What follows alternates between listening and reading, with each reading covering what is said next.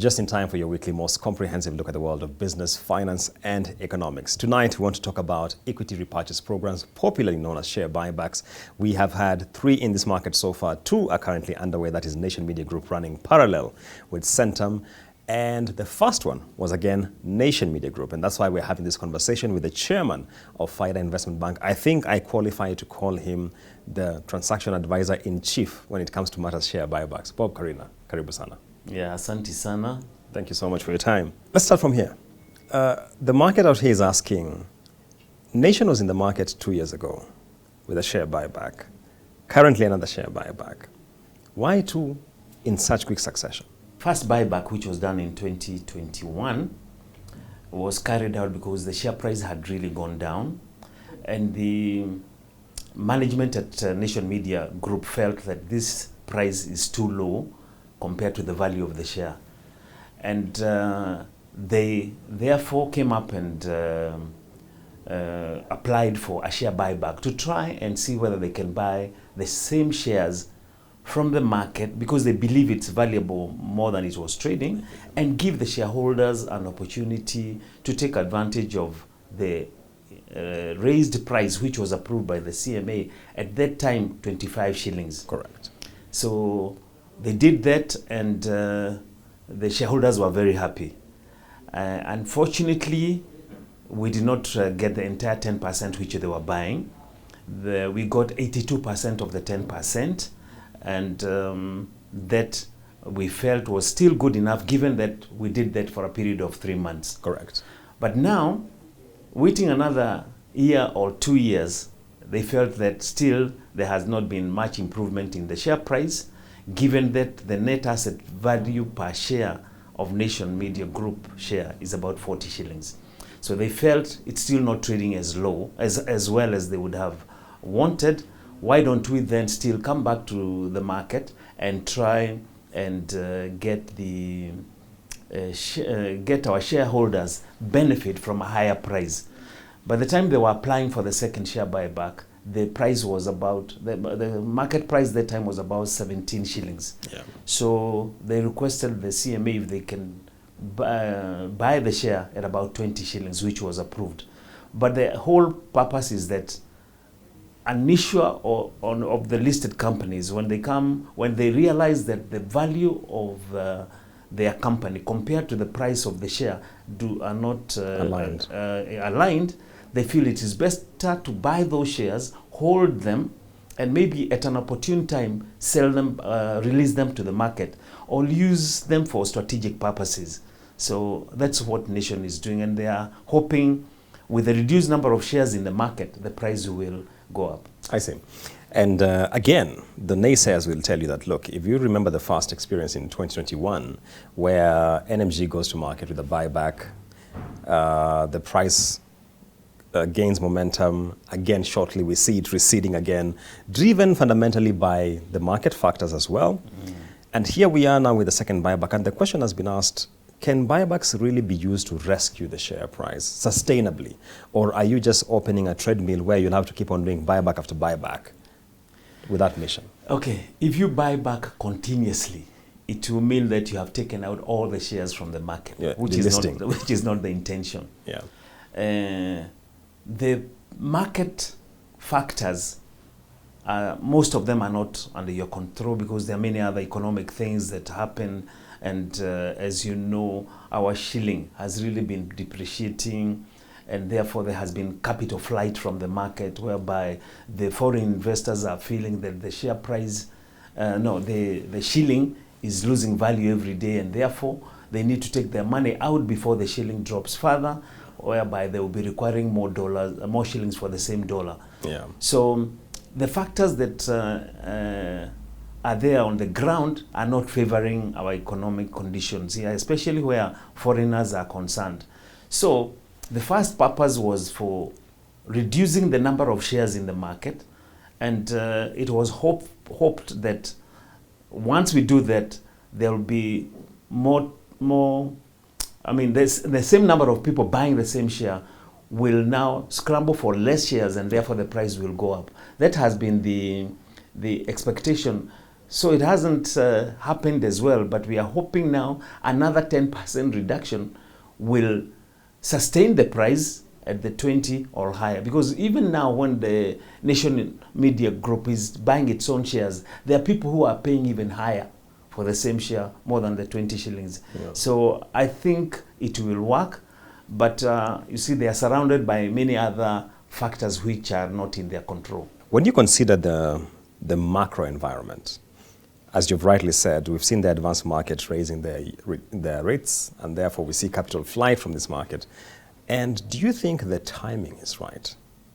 The timing in which we are conducting this exercise? Shouldn't we have waited possibly for all this noise to settle? Very good question, but let me tell you, you have no evidence as to how long the conditions will stay. Let me say, there is never really time you can say this is the right time. For instance, I have no idea how long our shilling will continue depreciating. The shilling depreciates for the last like 1 or so years. It has been depreciating every day. So, and at the same time, you have seen the government is coming into the market, giving higher interest rates for its fixed income products, the bonds and the bills. Where we are, we have not been there for very many years. Yeah. And the question is, how long will the government continue paying higher interest rates for the borrowing from the market? How much time do you think they'll continue doing? So we can't tell really.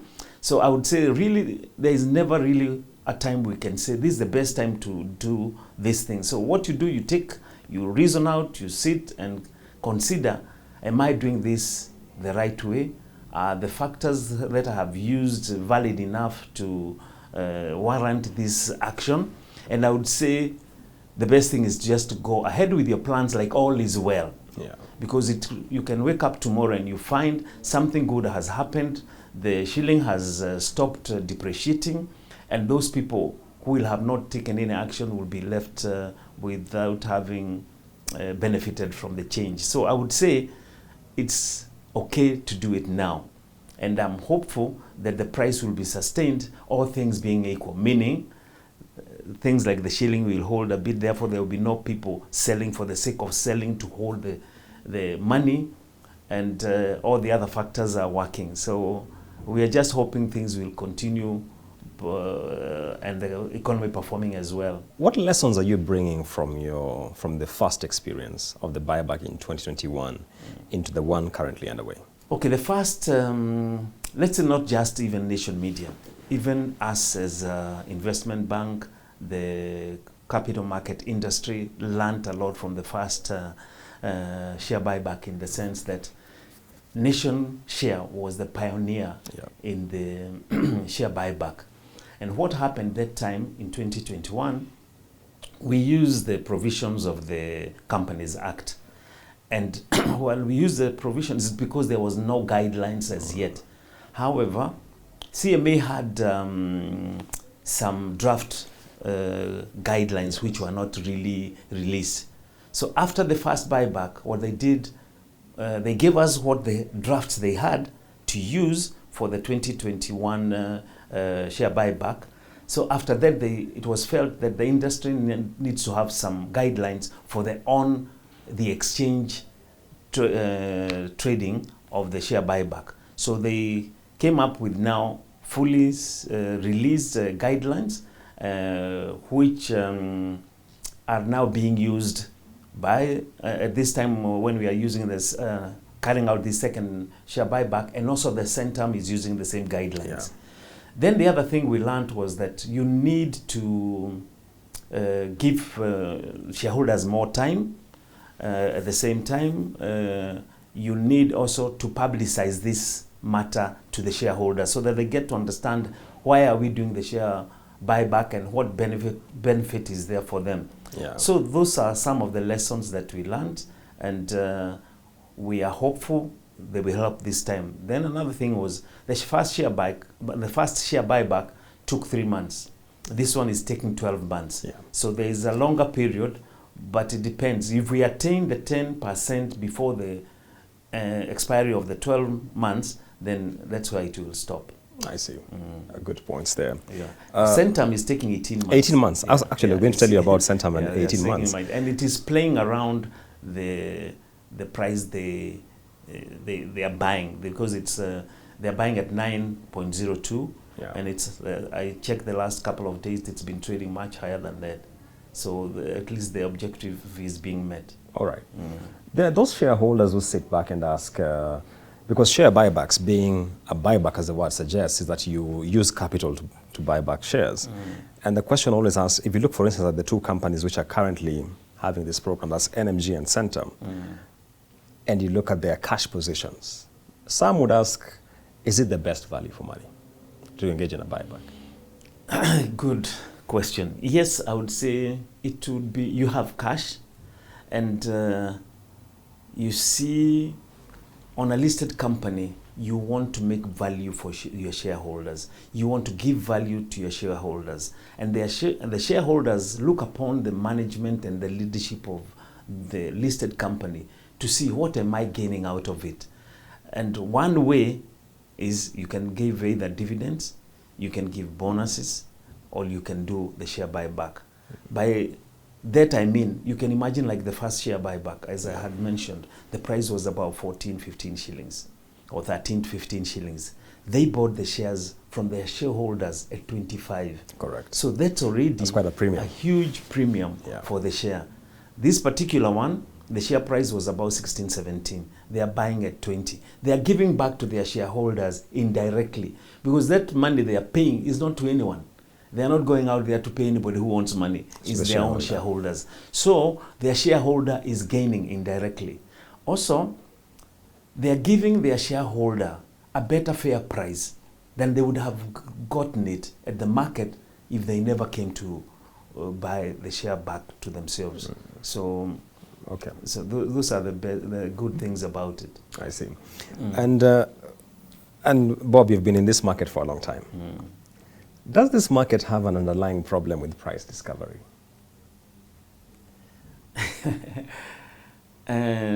Not, I don't think so. Because you see, price discovery is like you have your tie, your suit you want to sell, and then you think it is worth 100,000. You put it to the market. They tell me the market will know it's either too high or too little. If the price is not right, then you'll find people not interested with your suit.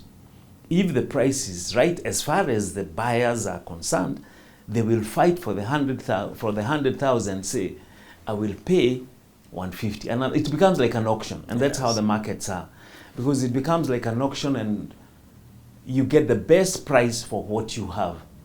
So there are times the price does not actually reflect the fundamentals of the company. The price actually gets affected by the status of the economy. Yes. That I want that suit, it's very valuable, but I can't afford it.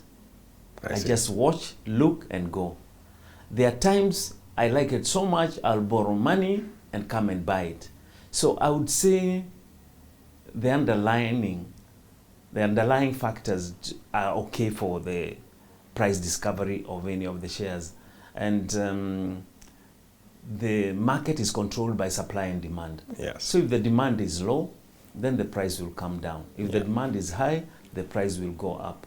So, and that's where our market is affected much by the fact that the proportion of foreign investors and local or retail investors we have is so much lower for the locals than the foreigners, that when the foreigners leave, we are left exposed. And that's what really has brought our share prices of most of the listed companies down. When they come back, then the price, you see it increasing. But Bob, I was asking that question because barring the prevailing global macros, we've been in a bear run for quite a long time, For quite a while. you know. True. And even before this season where we had COVID-19 and then Russia, Ukraine, and the spillovers, you would look, for example, at the banking counters and you wonder what message is the market missing in this? Because if you look at them from a price to book comparison, you're wondering, we haven't unlocked value in this. Yeah. And many people have asked, are Kenyan stocks a value trap? Where you get in, but now you never get the capital gains in good time. That is true. And in fact, as you are saying, the banking sector, the financial counters, they have performed continuously, progressively. Even during COVID. So many years. I mean, every time they produce their reports, you find they have performed better than the previous year. Yeah. And as you say, the price therefore does not reflect the actual status of that company. But I think we go back to the same thing I'm saying. If the shilling was holding, or the shilling would hold, and there's not so much depreciation, I'm sure you'll find the foreigners coming back in bigger numbers. When they come back, they increase the demand, and that will raise the prices. Even today, most of the people buying those financial counters are foreigners. We have our institutions here, fund managers and the like, buying the same, but you see, they don't have as much muscle as the foreigners. So it will happen depending on other local factors improving. I see. For now, we just watch a good lady and letting go, because I don't have the money to pay as a dowry. I see. So it's a dollar demand question here. Yes, exactly. You are running 2 buybacks side by side. How is that experience? I'm just curious. First of all, I'm very happy about having been the only investment bank and stockbroker to undertake the 2 buybacks, or the only buybacks. We were the first to do it, and appointed the second transaction advisor for the second buyback of Nation. And what happened is, Centum, I think when they decided they want to do the share buyback, they looked around and so we are the only experienced transaction advisors to do it. So they came straight. We know how we did the first one. We've learned from it, and therefore it was easy to take up Centum and continue in the same lines.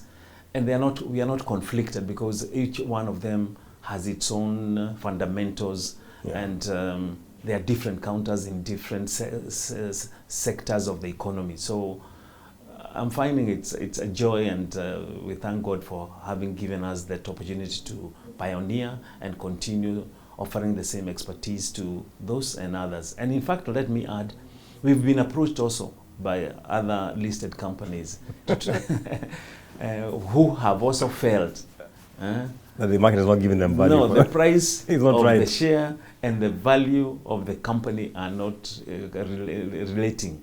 And they feel their price is selling too low. How can we save this situation?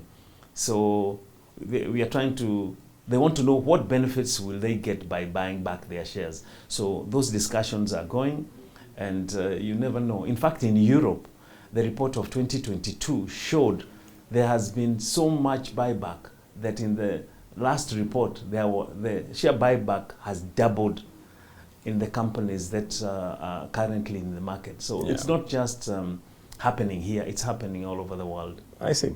And actually, you preempted my next question, because I was going to ask you, given our previous conversation about does this market have a price discovery problem, even before COVID, we saw really undervalued counters. How is your pipeline looking like? How is it? Your pipeline in terms of potential buyback entities. You see, what happens is we go to the market. You see, the share buyback, the best thing is you don't have a different market to transact those things.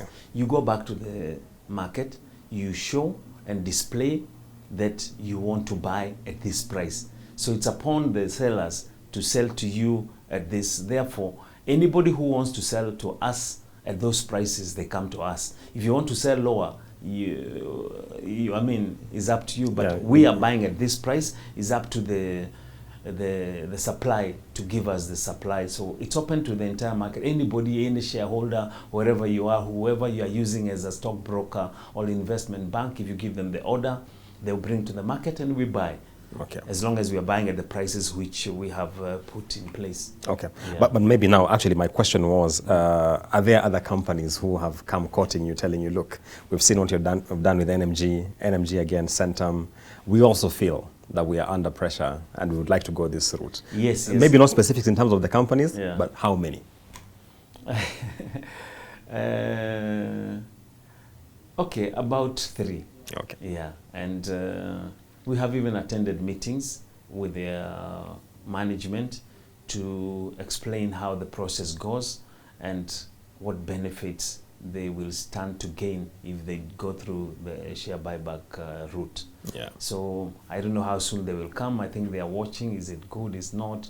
Or what do we get out of it? But maybe the question is what you had asked earlier. Is it the right time to do it? And as I had explained, you'll never be assured of when it's the right time. Just like they say, maybe to digress a bit, I remember one time somebody was putting up a house at the age of 60.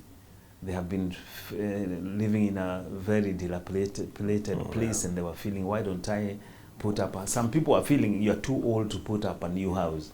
Then some of us told them, you see, you do not know how much time God has given you to live in this world.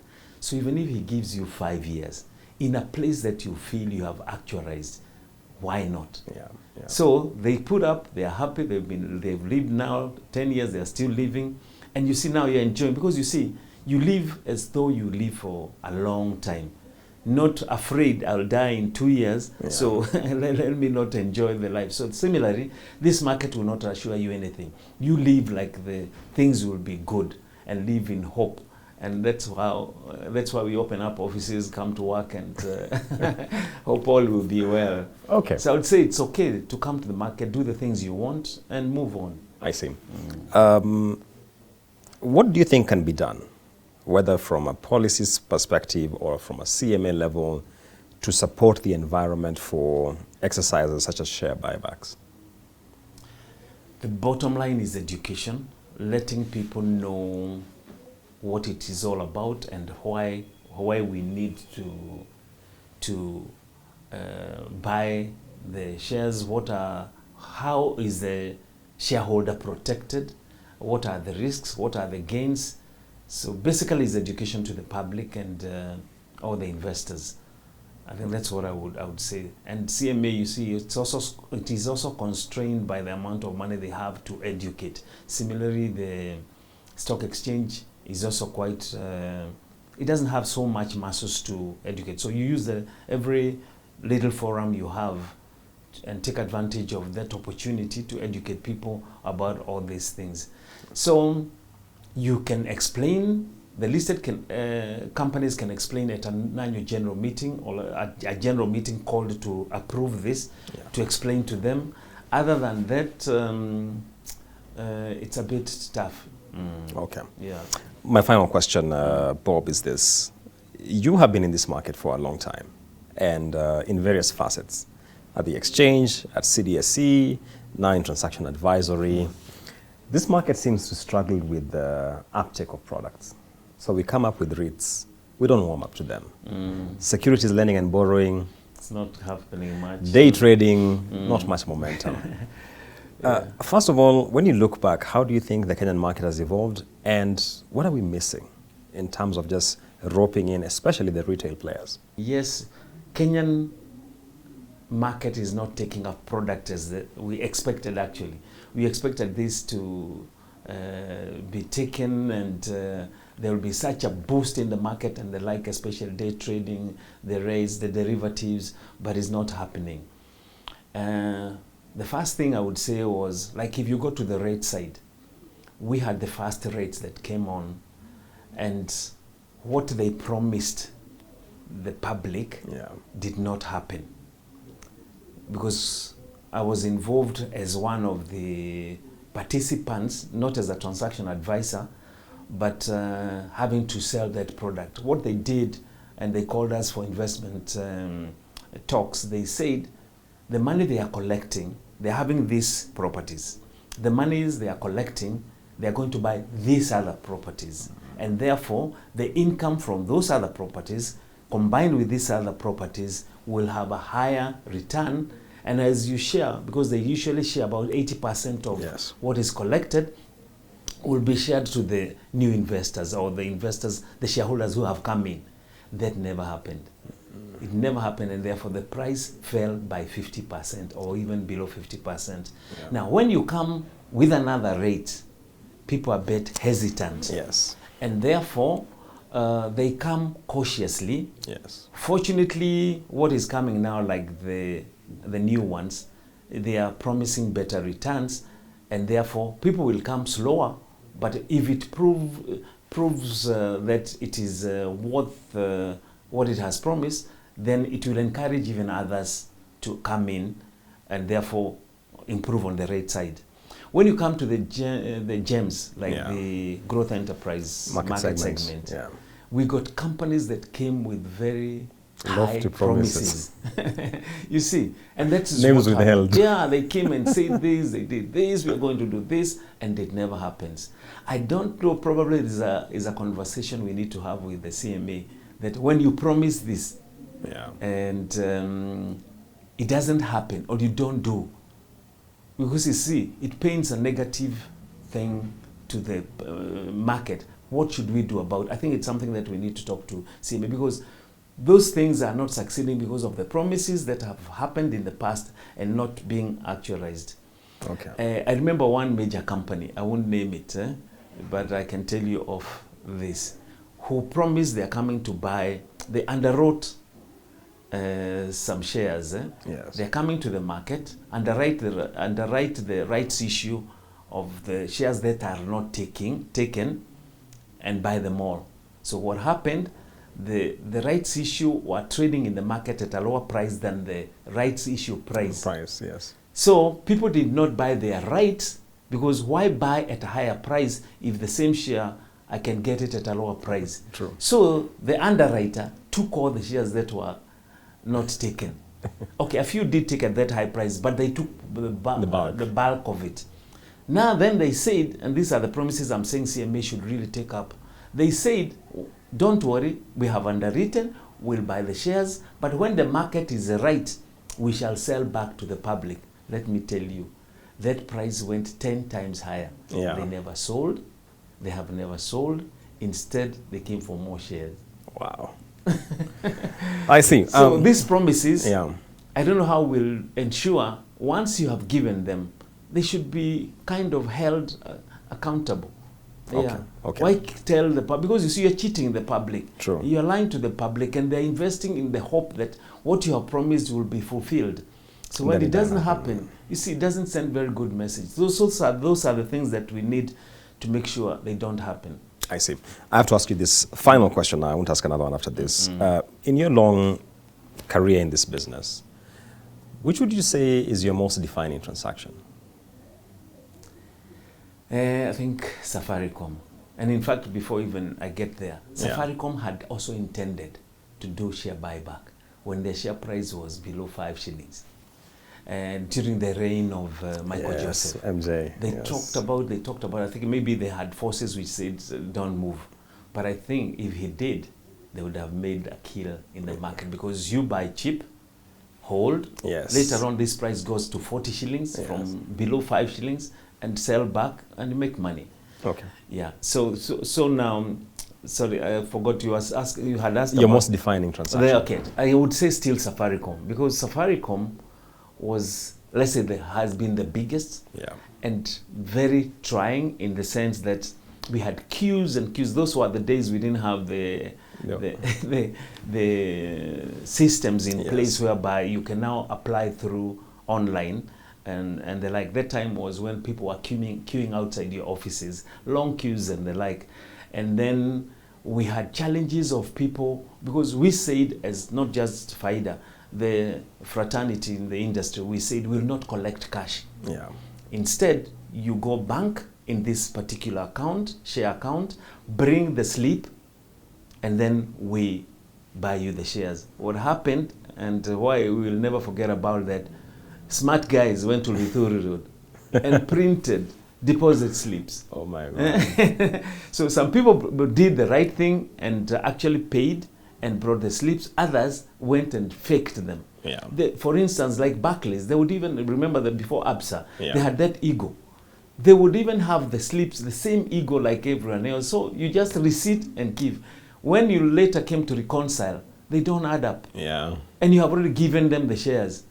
So that was very challenging. And you remember they sold. They needed about 26 billion, and I think they got about 50. Or 50 it was billion. massive subscription. Yeah. So it was so much, and the same time, like for Faida, I remember when we were reconciling. Out of the 50 billion or so, we had only done about 1 billion. Yeah. But we couldn't reconcile proper. You have to go and borrow money to try and pay off the difference because it's not adding up. Yes. And it was very challenging. Up to this day, the transactions in Safaricom with the brokers have not been concluded. Wow. Can you imagine? Since 2008. Yeah, because the receiving bank was Citibank. Yes. And they held about 200 million of brokers. And then they brought up complications of, we will not give you the money as brokers, we will give to the shareholders. Yeah. So the brokers were saying, I went out there, collected this money, and brought them as Faida to you. So why don't you give me back the money which you owe me, yeah, and I distribute back to my shareholders? Why do you want to go directly to the shareholders who you don't even know? Yeah. So that argument stayed because the leadership in CMA at that particular time did not support brokers. They're supporting the receiving bank. So the money was held, and up to this day, some money is still there. Can you imagine? Very unfortunate. So that's one of the most defining transactions for you. Yeah. Bob, Karina, thank you so much for your time. Thank you. I'm sure we can talk a lot more, but we shall reserve that for next time. No problem, yeah. And that takes us to the close of our conversation with the chairman of Faida Investment Bank. That's Mr. Bob Karina. We have been talking about matters share buyback with two currently in the market. That's Centum and Nation Media Group. Stay tuned to Business Redefined.